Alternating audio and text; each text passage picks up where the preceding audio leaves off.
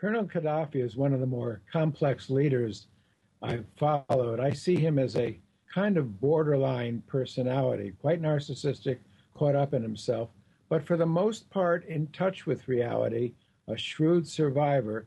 But there are two circumstances when his judgment can falter and his behavior can be extreme.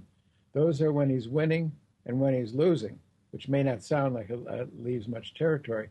When he's winning, as when he was marching towards Benghazi before the NATO airstrikes began, he gets high as a kite and feels invulnerable. It can become quite threatening.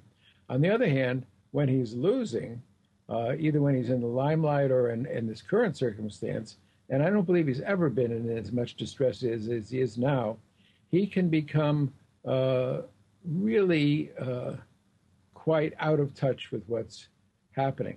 I think he finds it utterly inconceivable that his people, who all love him, are rising up against him, and those are clearly not his people. They have been manipulated by NATO and the United States and Al-Qaeda and whomever else. And he is now in a position very engaged as the lonely Arab hero rising up and standing tall against a superior adversary. So I see him, though, very unlike say, Winston Churchill during the Blitz, who provided wonderful leadership for the British people in what he hoped would be remembered as our finest hour. For Gaddafi, he's always that first person singular. My people, they all love me. They will protect me.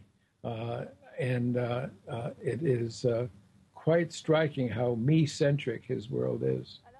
For the most part, he is not delusional. It's only episodically when he's either winning or losing. And I don't know of a time of more duress than this one. When his compound was bombed in Tripoli during the Reagan years, that was a stressful time.